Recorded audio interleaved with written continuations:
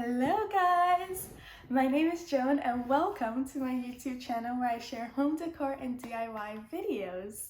If you've been following my Instagram, you know that this past month I made over my parents' bedroom.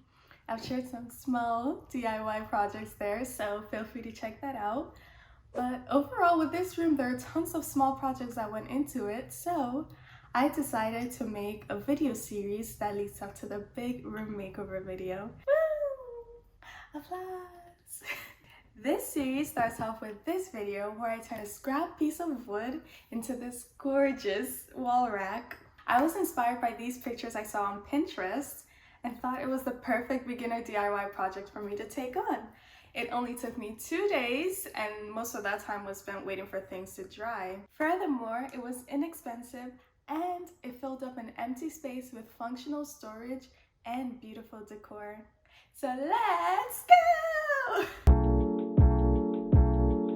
I started off by cutting my scrap wood down to 24 inches.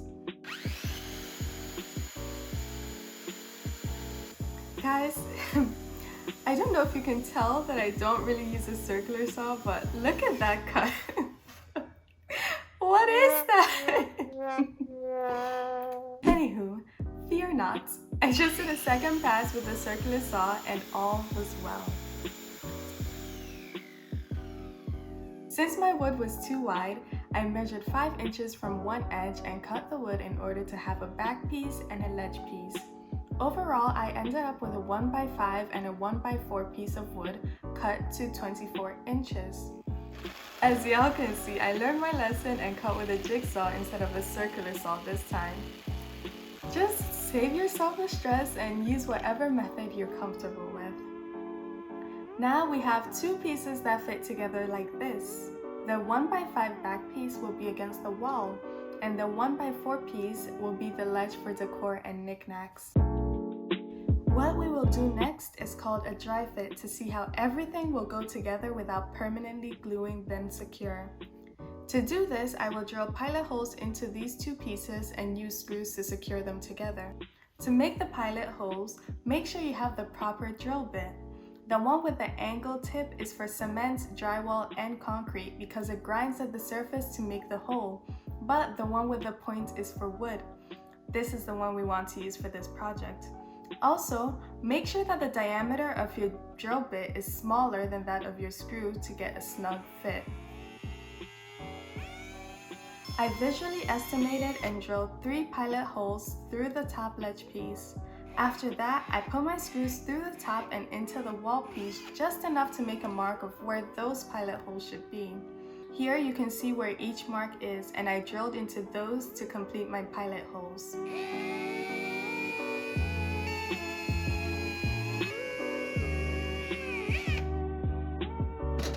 Once that was done, I screwed the two pieces together. When selecting your screw, make sure they are long enough to go through the top piece and dig into the bottom piece like this. Now that both pieces are together, it is time to add our hooks. These are not your typical wall hooks. The hack here is to use drawer knobs as hooks. They are cheaper, come in larger packs, and they are much more aesthetic.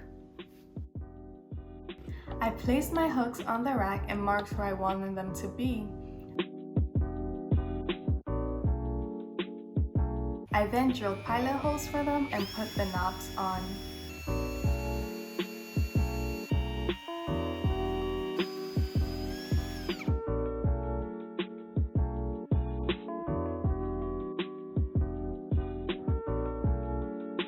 Once everything was put together, I took it all apart and began hand sanding for a little workout. Alright, who am I kidding? I'm too broke for an orbital sander, so that's what it is. I started off with 100 grit sandpaper and worked my way up to a 220 grit for a smooth finish.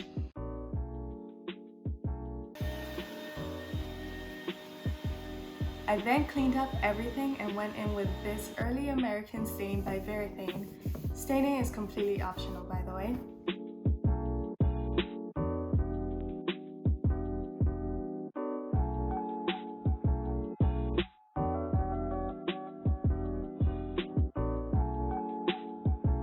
Now we have to protect our wood. I am using oil-based polyurethane because I have a huge can of this and I like the warm look it brings to furniture. You don't have to use polyurethane, but you have to protect the wood somehow. I won't go into it because there are other YouTubers who have done a great job at explaining this. Steve Ramsey is who I learned my basics from, and I have put a link of his video in the description below, so feel free to check that out after this video. After my last stroke of poly for the night, I covered both my brush and cup in plastic to keep them from drying out before going off to bed.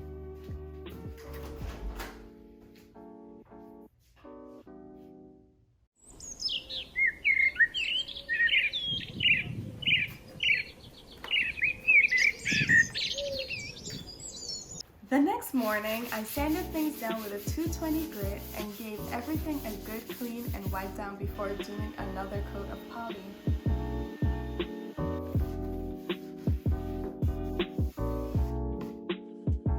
In total, I did 3 coats of poly on all sides, being sure to sand between each coat. After everything had dried, I put it all back together and mounted it to the wall by screwing into the wall studs. There are other ways to mount this, but this was the way that worked best for me.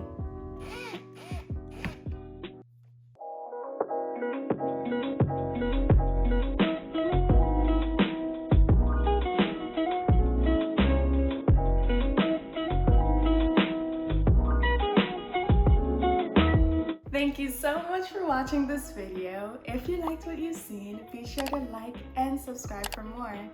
Also, comment down below if you have any questions, comments, or concerns. Be sure to find me on Pinterest and Instagram for a look into future projects and smaller unseen DIYs. See you guys next time! Hey! Hello! Hello! Oh Lord, this was such a horrible cut, but you know what? Nothing sanding ain't gonna fix.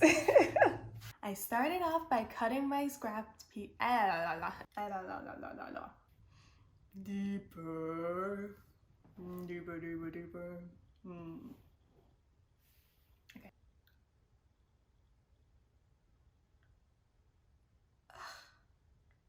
There's a fly in here. It's cramping with my body. This fly, you demon.